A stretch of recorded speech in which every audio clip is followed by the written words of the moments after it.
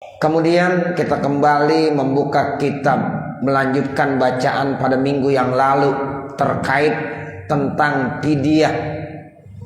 Di sini pengarang kitab menjelaskan dengan redaksinya at-tariqul awwal, bermula jalan yang pertama dari beberapa jalan yang kemarin sudah disebutkan. Ya, jadi ini at-tariqul awwal. Ya, jadi jalan yang pertama yaitu bagaimana fawatu nafsis saumi fahina izin yukhraju muddun likulli yaumin. Apabila ya seseorang meninggalkan puasa. Jadi puasa Ramadan yang dimaksud ya atau puasa-puasa wajib lainnya ketika dia tinggalkan.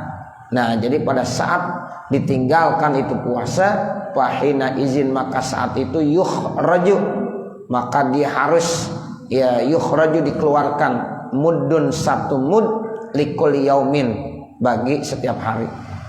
Jadi kalau ada saudara-saudara kita misalnya ya punya kewajiban puasa Ramadan, kemudian belum sempat dikodoin pada saat ya dia tinggalkan puasa Ramadan, keburu meninggal dunia, ya dia belum sempat mengkodok puasanya, dia punya utang puasa mungkin karena sakit dan lain sebagainya. Nah kemudian ya dia belum sempat mengkodok puasanya, ya maka nanti wajib dikeluarkan setiap harinya satu mud. Kalau saudara kita misalnya ya meninggalin 3 hari puasa, ya berarti dibayarin mudnya berapa hari? 3 hari. Berarti kalau 3 hari berapa mud? 3 mud. Sebab likulli yaumin muddun. Jadi setiap harinya 1 mud. Nah itu dari mana? Ya kan mesti pakai uang tuh. Ya dia beli beras. Karena bayar mud itu ya sama seperti bayar zakatul fitri. Bentuknya apa? Yang kemarin sudah dijelaskan dalam hadis Rasulullah, yaitu makanan pokok. Nah makanan pokok kita kebetulan ya orang-orang yang ada di sini di Jakarta, Indonesia, nah itu rata-rata nasi yang bahan bakunya tidak lain adalah apa? Beras. Makanya dikeluarkan beras, Bapak, Saudara. Ya, nah beras itu tentunya kan harus dibeli. Nah sekarang uangnya dari mana? Min tarikati man mata, dari peninggalan orang yang meninggal tadi. Kalau seandainya ini orang yang meninggal punya harta, nah dari harta itu tuh diambil. Ya, jadi nanti harta itu diambil, tarikah namanya, peninggalan orang yang meninggal dunia. Ya punya utang, ya berapa hari puasanya? Oh 1 bulan, beliin beras 30 mud. Ya sekitar ya 30 liter. Tapi tetap 1 liter itu ya sebenarnya udah lebih. Kalau kita punya beras 3 liter itu udah untuk 4 mud. Ya, jadi 4 mud. Jadi nanti diambil dari harta ya peninggalan orang yang meninggal tadi. Wa alaihi saumun min ramadana, sementara orang tersebut punya kewajiban untuk puasa Ramadan. Makanya di masyarakat kita itu udah terbiasa, karena memang kita udah belajar, udah paham kalau kebetulan ya ada almarhum atau almarhumah pada waktu hidupnya meninggalkan puasa Ramadan yang belum sempat dikodoin pada waktu hidupnya, maka salah satu caranya, solusinya itu mesti dibayarkan dengan fidyah atau mud. Nah itu, jadi nanti tinggal dihitung sama keluarganya.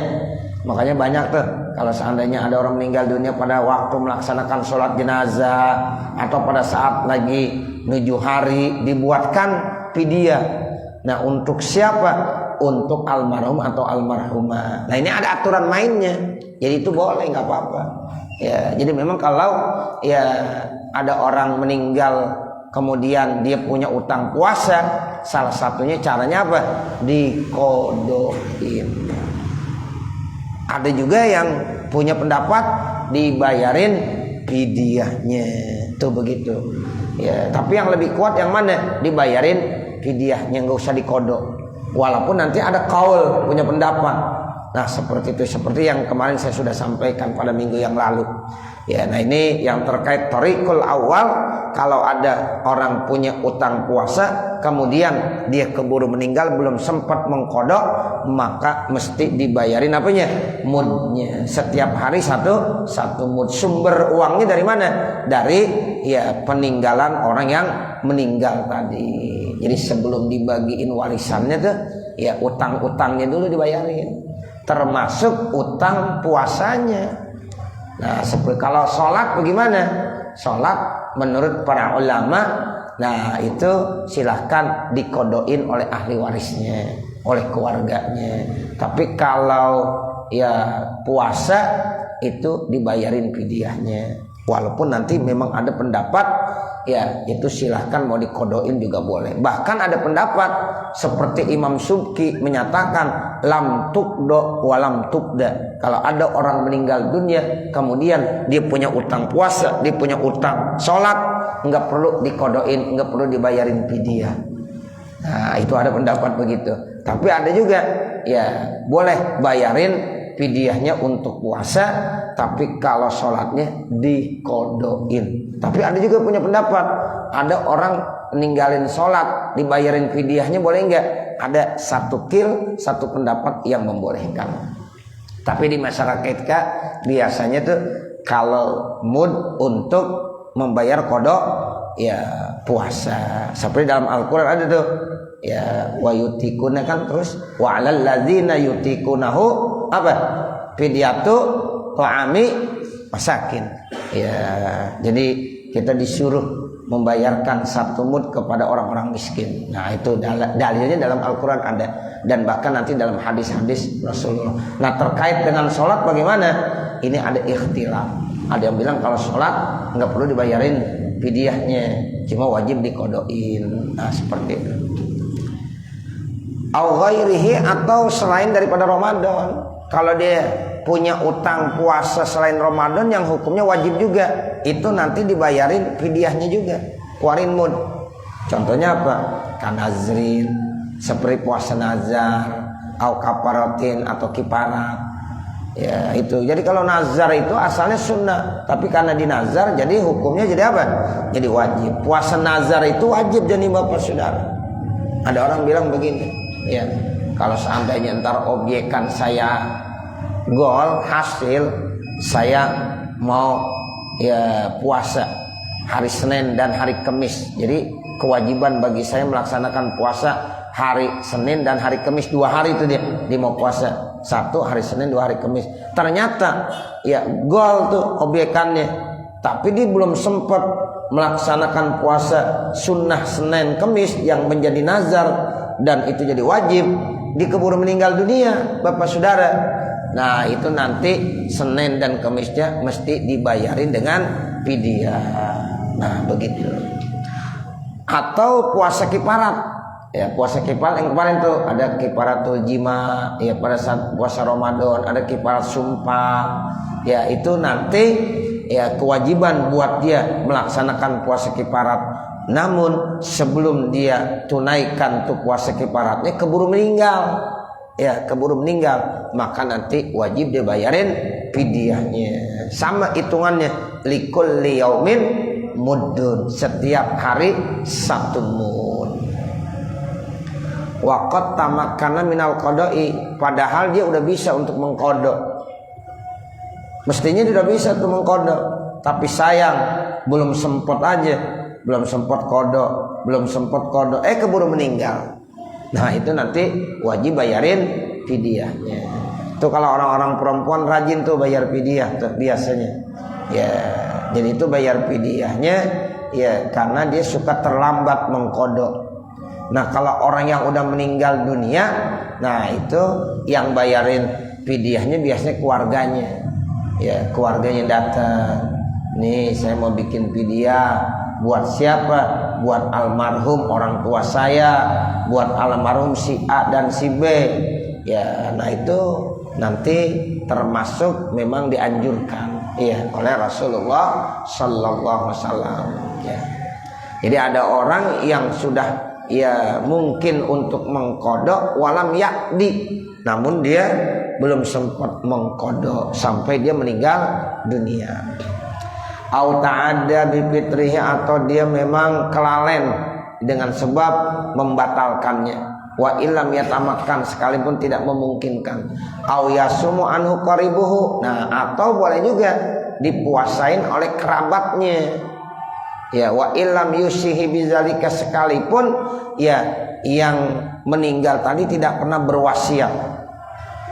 Nah, makanya ada pendapat nanti korban begitu. Korban, ada orang meninggal dunia, kemudian ya orang yang hidup ya membuatkan korban sekalipun kagak wasiat, ada yang membolehkan. Ya, ada juga yang membolehkannya kalau orang meninggal dunia boleh dibikinin korban kalau meninggal dunia itu berwasiat. Nah, seperti memang di sini ada ikhtilaf, ada perbedaan pendapat Bapak Saudara. Ya, seperti itu. Nah, ada lagi yang solusinya, Ustaz gimana kalau saya ya pengen bikinin korban buat siapa, buat orang tua saya, tapi orang tua saya dulu belum pernah wasiat kepada saya. Nah, bagaimana? Ya silahkan korban buat yang hidup, tapi pahalanya buat yang meninggal. Nah, itu ada yang ngajarin seperti itu. Ya, sehingga nggak usah diperselisihkan. Kadang-kadang ada orang yang ribut, wah ini orang udah meninggal kok dibikinin korban. Ya, diwasiat enggak? Enggak. Nah, seperti itu. Jadi ya kalau kita ingin ya supaya lebih aman, ya udah yang korban yang hidup aja. Tapi nanti pahalanya ditujukan buat yang meninggal dunia. Ini korban siapa? Si A. A masih ada. Cuma A niatkan aja pahalanya buat ya si B yang udah meninggal. Nah, itu boleh, silahkan. Nah, ini sama nih. Jadi kalau ada orang puasa dikodoin puasa oleh kerabatnya, sekalipun orang yang meninggal tadi belum pernah berwasiat. Kalau wasiat kan begini, ketika dia meninggal dunia, nah saya punya utang puasa, belum sempat saya kodoin. Seandainya saya meninggal dunia, tolong kamu sebagai anak kodoin puasa saya utang puasa selama 1 minggu. Itu namanya wasiat. Ya, nanti kalau orang tuanya meninggal dunia tuh anak ya harus melaksanakan ya wasiat daripada orang tuanya tersebut. Nah, seperti itu. Nah, sekarang dia ini kagak wasiat. Nah, itu ada yang bilang nggak apa-apa. Ya, yasumu anhu qaribuhu sawaunil asibu wal warisu. Yang dimaksud dengan kerabatnya siapa? Baik itu dia asobah atau ahli waris. Ya kan, ahli waris kadang-kadang ada yang masuk asobah, ada yang bukan. Nah, seperti itu. Wa waliyul mali, dan orang yang dikasih kekuasaan harta. Wa ghairuhum, dan lain daripada mereka, min sairil aqaribi, dari segenap seluruh kerabat-kerabatnya. Jadi kerabat-kerabatnya punya hak ya untuk mengkodoin puasa ya mayit tadi. Baik dia wasiat maupun dia tidak wasiat. Au yasumu anhu man azina lahul qarib, atau boleh yang menggantikan mengkodokkan puasanya adalah orang yang dapat izin dari kerabatnya al-mazkur yang sudah disebutkan ya, atau orang lain boleh mengkodok dengan syarat dapat izin dari kerabatnya. Saya mau mengkodokkan puasanya si Fulan, tapi saya nggak ada kaitan dengan kekerabatan keluarga, tapi saya dapat izin dari kerabatnya. Nah, itu boleh. Tapi kalau nggak dapat izin nggak boleh ya, karena kita orang lain ya. Jadi orang lain kalau tidak ada pertalian kerabat dengan ya mayit, nah itu tidak boleh mengkodokkan puasa mayit tersebut, kecuali dengan syarat dapat izin dari kerabatnya mayit. Nah, itu ini maksud seperti itu. Ya, sawaun al warisu, sama saja yang memberikan izin itu ahli waris, wa ghairuhu maupun lainnya, au man azina lahul mayyit, atau memang udah dapat izin oleh mayit sebelum meninggal dunia udah pesan, ya nanti kalau saya meninggal dunia ente ya yang kodoin puasa saya. Padahal tuh yang dipesan bukan anaknya, bukan ahli warisnya, bukan kerabatnya, ajnabi orang lain. Nah itu masih boleh karena dia udah dapat izin terlebih dahulu, itu dari mayit yang sebelum meninggal sudah berpesan. Bi ayyasuma anhu, pada ya dia mempuasakannya, bi ujrotin, mungkin dikasih upah. Jadi boleh Bapak Saudara ya kita ngasih upah orang lain. Tolong ya nanti kalau saya meninggal dunia kodoin puasa saya punya utang puasa 30 hari, ini ujrohnya saya kasih berapa, 1 juta, boleh nggak diterima? Boleh, nggak apa-apa ya, orang ini kagak minta dikasih ujrohnya nih ya supaya disemangat gitu, boleh saja, nggak apa-apa. Auduniha, atau tanpa ujroh, baik pakai ujroh ataupun tanpa ujroh, itu boleh saja dia melakukan puasanya karena udah dapat izin dari yang bersangkutan. Wadzalika, yang demikian itu lil akhbaris sahihati, karena ada dalilnya, yaitu melalui hadis-hadis sahih. Kahobaris sahihaini, seperti hadis yang diriwayatkan oleh Imam Bukhari dan Imam Muslim. Ini Rasulullah bersabda begini, man mata wa alaihi siyamun soma anhu waliyuhu. Nah itu makanya ada pendapat kalau orang berpuasa kemudian dia meninggal dunia, dulu dia punya utang puasa, boleh dipuasain sama orang lain. Nah ini hadisnya, man mata, siapa orang meninggal dunia, wa alaihi, dan atas orang tadi yang sudah meninggal dunia punya utang, siamun, punya utang puasa, soma anhu walihu, maka walinya boleh ya mengkodokkannya. Ya soma anhu tanya dikodokin puasanya. Nah seperti itu. Jadi ini hadisnya sahih Bapak Saudara. Ya riwayat daripada Imam Bukhari dan Imam Muslim. Makanya ada 2 pendapat yang tadi bilang. Ada kalau tidak mau dikodokin puasanya, ya solusi jalan keluarnya apa? Dibayarin fidyahnya. Tapi rata-rata banyak bayar fidyah aja. Begitu, bayar fidyah aja dah. Ya enakan katanya. Kalau puasa kan lumayan juga. Ya, kalau kita nih keluarga nggak biasa pada puasa, suruh pada puasa, repot dia. Ya apalagi kebetulan ya keluarganya yang meninggalkan puasa itu lama juga, sakit bertahun-tahun. Ya satu periode puasa 30 hari, tahun kedua 30 hari, tahun ketiga 30 hari, 90 hari. Ya kemudian dia meninggal dunia. Ya kita disuruh ngodoin puasa 90 hari, berat nggak kira-kira? Berat. Dipilih, gimana kalau beli beras aja? Ya kata keluarganya, udah beli beras aja. Tuh, banyakan begitu Bapak Saudara. Ya dibeli beras dah. 30 hari, 30 kali 3 baru 90 liter. Ya 90 liter berapa kilo tuh? Ya. Jadi 2 sekarung setengah palingan ya. Sekarung setengah. 1 karung berapa duit sekarang? Yang 50 kilo. Ada nggak tukang beras di sini? Ya.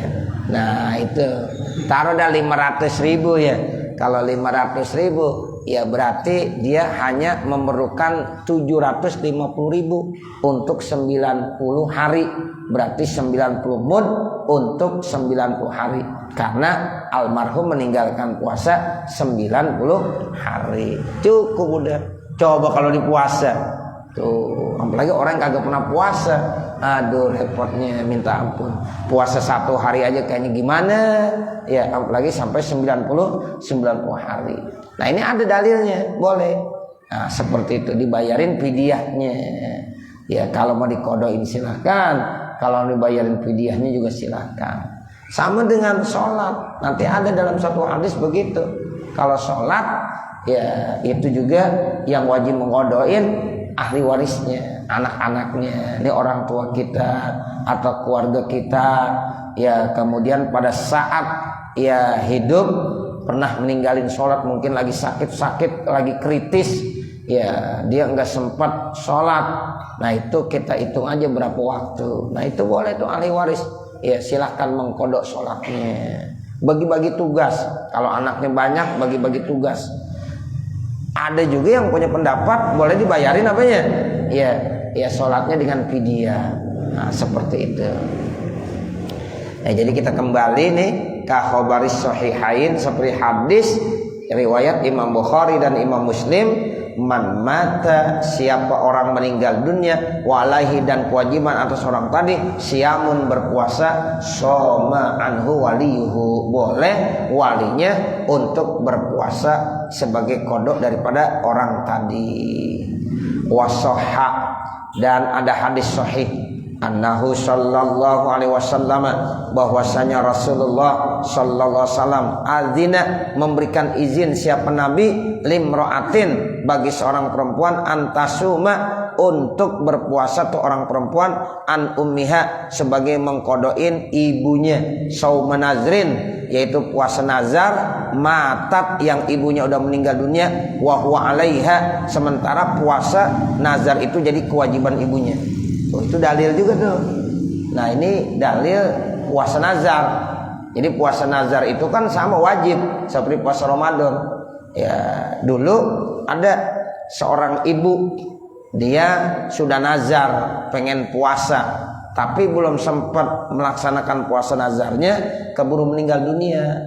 Lalu Rasulullah memerintahkan dan mengizinkan kepada putrinya, anak perempuannya, untuk menggantikannya itu dengan cara mengkodokkannya buat ibunya. Nah, seperti itu ya. Walau soma aman alaihi ramadu masalan salasuna qariban. Sekarang ya ada satu ya masalah. Kalau seandainya ada orang berpuasa terhadap orang lain yang dia punya kewajiban 30 hari, kemudian dipuasakan oleh 30 kerabat, au ajnabiyan, atau bukan kerabatnya orang lain, tapi bil izni, dengan izinnya daripada kerabat tadi, fi yaumin wahidin, pada satu hari, ajza'ah, maka boleh, cukup. Jadi begini Bapak Saudara, kebetulan ada almarhum atau almarhumah punya utang puasa 30 hari. Nah, kemudian nih anaknya banyak, ya cucunya, anaknya, mantunya, ya ada 30 orang. Ya, sementara nih almarhum atau almarhumah punya utang puasa 30 hari. Itu yang 30 orang puasa satu hari sekaligus. Ya, ayo kita puasa rame-rame, ada 30 orang puasa satu hari untuk menggantikan almarhum yang punya utang puasa 30 hari. Itu selesai udah dalam satu hari. Itu jadi 30 hari dirame-ramein. Ya, dirame-ramein tuh oleh 30 orang. Jadi yang puasa 30 orang satu hari. Ya, itu semuanya niatnya untuk mengkodok ya almarhum yang baru saja meninggal dunia. Nah, itu boleh, ajza'ah, boleh. Kalau satu orang kan berat tuh Bapak Saudara ya.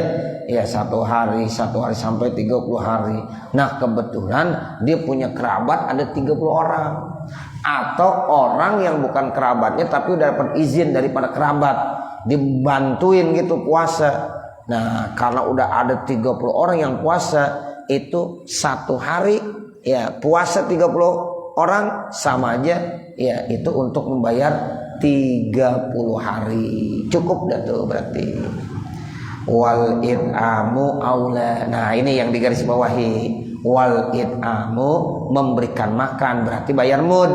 Aula, lebih bagus minas saumi, daripada berpuasa. Makanya di masyarakat kita rata-rata bayar apa? Bayar fidyah. Karena ini lebih apa? Lebih bagus. Gitu. Makanya masyarakat kita udah ngamalin nih yang terbaik. Ya, kalau dia mau kodoin boleh aja. Ya, tapi wal it'am aula minas saumi. Jadi memberikan makan artinya bayar fidyah.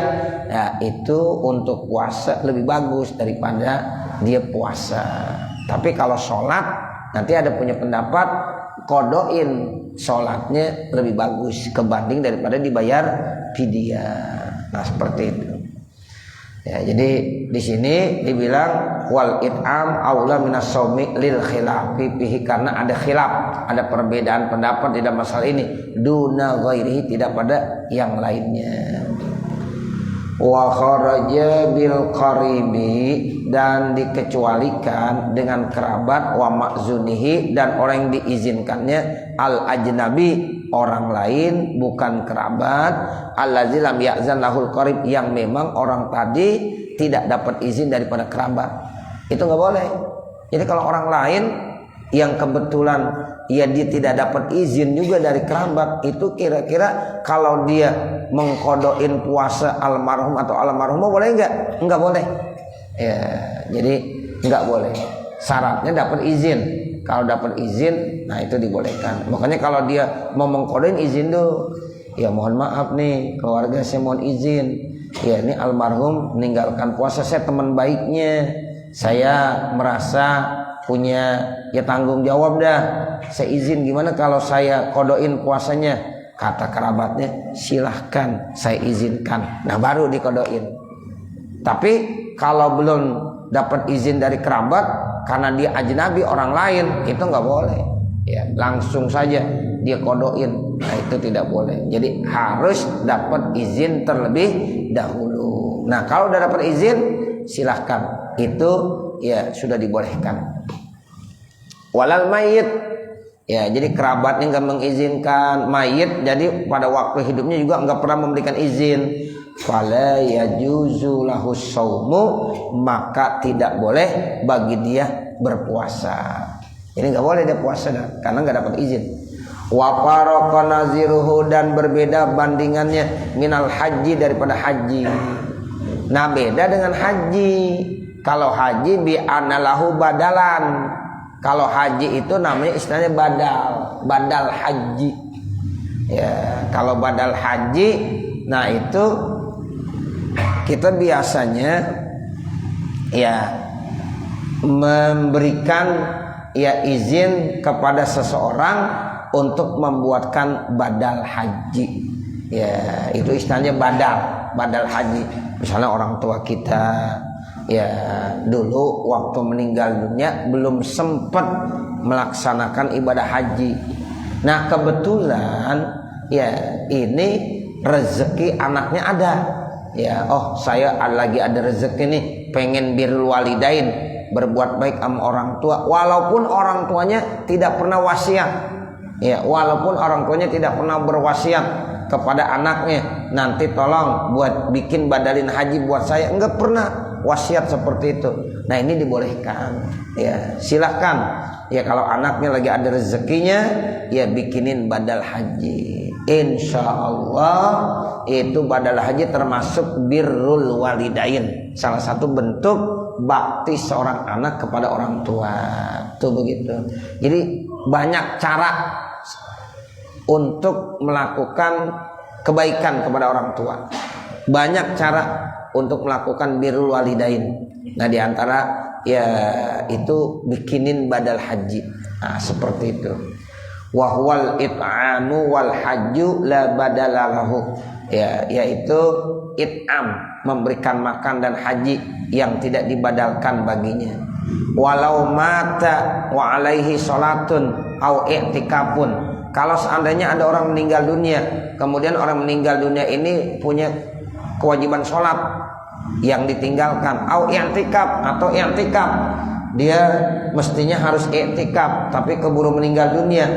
Nah itu bagaimana? Fala qada'a alaihi wala fidyata, maka tidak perlu dikodoin dan tidak perlu dipidyahkan. Nah ini pendapatnya Imam Subki juga seperti itu. Ya jadi siapa-siapa yang meninggal dunia kebetulan dia punya utang sholat atau utang i'tikaf, maka enggak perlu dikodoin dan tidak perlu dibayarin fidyahnya. Tapi ada juga yang punya pendapat yang tadi saya sampaikan, kalau ada orang punya kewajiban sholat ya belum sempat dikodoin, dia meninggal dunia, maka nanti ya keluarganya boleh ya mengkodokkannya. Tapi ini satu pendapat. Kalau ada orang meninggal dunia kemudian dia punya kewajiban sholat atau punya kewajiban i'tikaf, bagaimana hukumnya? Fala qada'a alaihi wala fidyata, maka tidak perlu dikodoin dan juga tidak perlu dibuatkan fidyah. Seperti itu. Wala yasihu shaumu, dan tidak sah puasa an hayyin, ya daripada orang yang masih hidup, walau nahwa haramin, sekalipun seumpama dia udah tua. Ittifaqan, sepakat ulama. Jadi kalau orang masih hidup nggak boleh dipuasain, dikodoin puasanya. Enteng kodoin siapa? Itu si A. A-nya masih hidup dan dikodoin puasanya, nggak boleh. Ya, itu ittifaq, nggak ada perbedaan pendapat di kalangan ulama. Sekalipun yang dikodoin itu sudah tua renta. Ada orang tua udah nggak kuat puasa, itu nggak boleh dikodoin karena dia masih hidup. Ada juga nanti jalannya dibayarin apa? Fidyah. Kalau orang udah kagak kuat, nggak mampu puasa, bapak saudara, ada jalan keluarnya, dibayarin fidyah.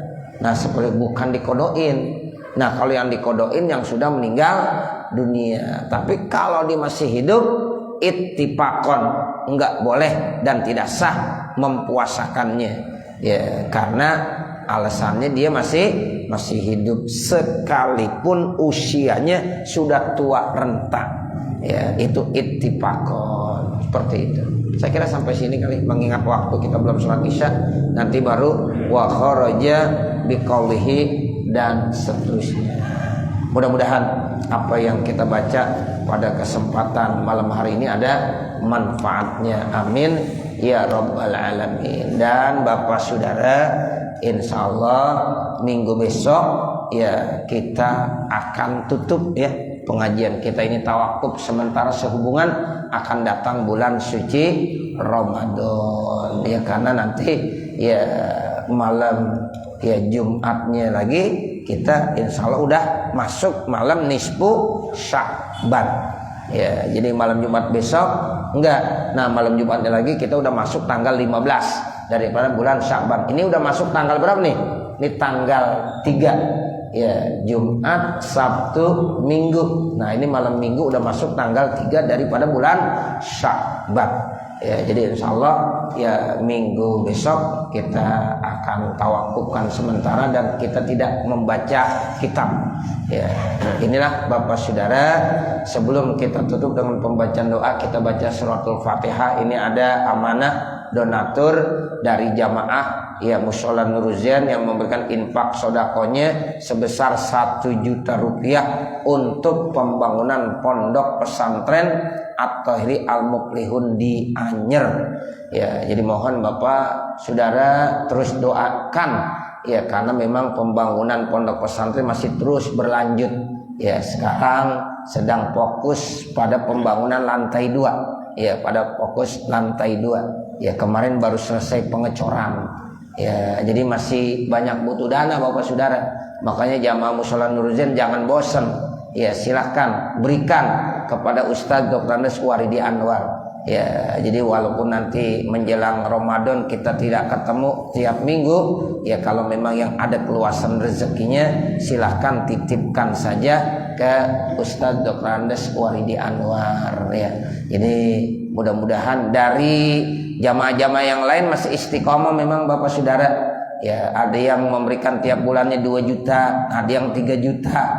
Nah seperti itu. Nah ini Mushola Nuruzain biar istiqomah gitu ya. Mudah-mudahan yang ada rezekinya ya silahkan ya titipkan saja kepada Ustadz Dr. Andes Waridi Anwar. Insya Allah sangat bermanfaat ya bapak saudara sekalian. Mari sama-sama kita baca Fatihah. Mudah-mudahan apa yang bapak keluarkan insya Allah akan diganti rezekinya dengan rezeki yang lebih banyak dan lebih berkah lagi. Al-Fatihah ala tilkan niyah wa ila hadratin Nabi Muhammadin sallallahu alaihi wasallam.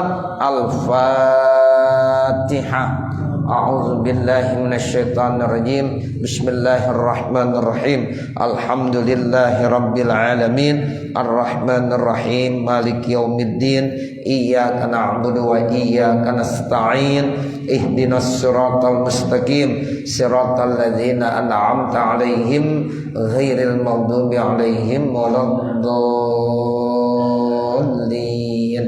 Rabbighfirli wa liwalidayya amin. Bismillahirrahmanirrahim. Alhamdulillahi rabbil alamin.